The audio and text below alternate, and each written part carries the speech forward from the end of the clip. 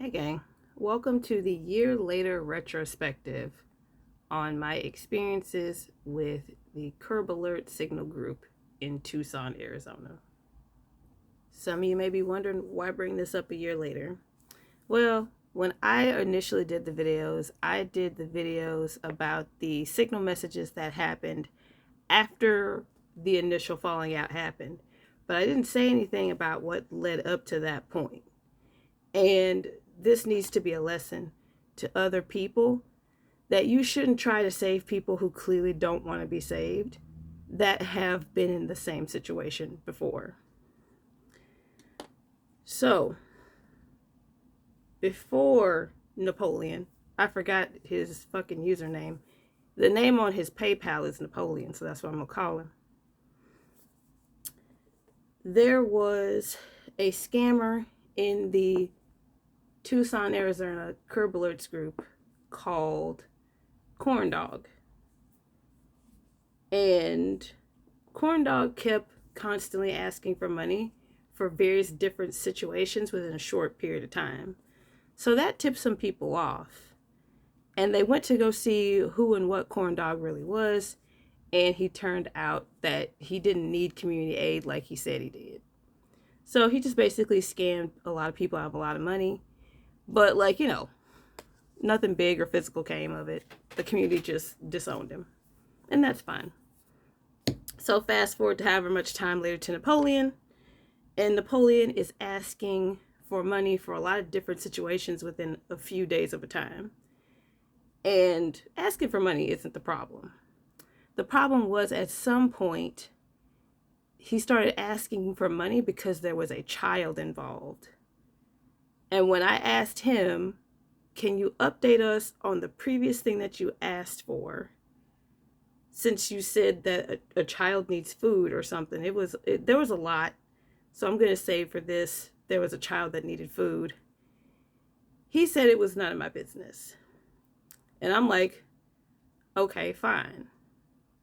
But you're asking for money for a lot of different situations within a few days of each other. So I'm going to ask questions. If you don't want to answer, that's fine. But it's not going to stop me from asking questions. And then some other community members were like, why are you asking questions? And I'm like, I can ask questions if there's a child involved. If he had just kept it to him, that would have been fine. I wouldn't have never asked any questions, honestly. I would have just blocked him because he keeps asking for money every few days. But it is literally the community's job to check on the welfare of a child, especially if they're being used to get money. So people really got mad at me for asking questions of this guy who kept asking for money within the short amount of days when I was asking to make sure the child was okay. And then he eventually said, you're on my land, so you need to be respectful. And I told him, if you didn't buy this land, it's not yours.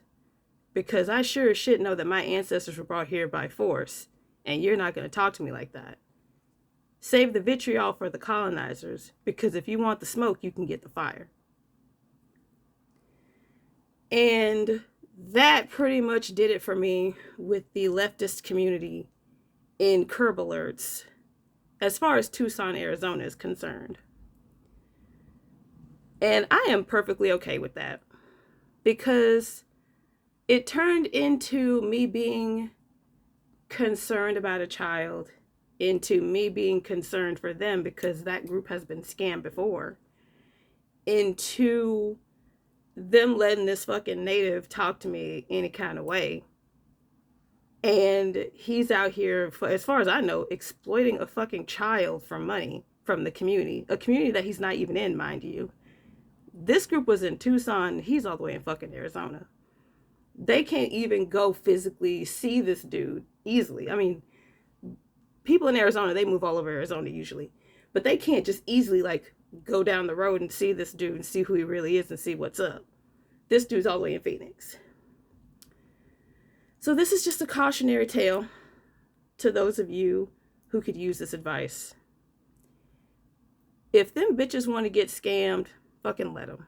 It's not for you to care more about somebody else's situation than they do.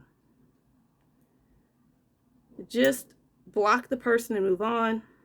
It'll save you a whole lot of drama. Now, I don't regret doing it. I obviously don't live in Tucson. I didn't have anything to lose.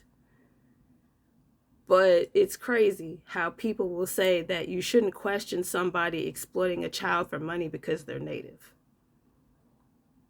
That's all I'm saying.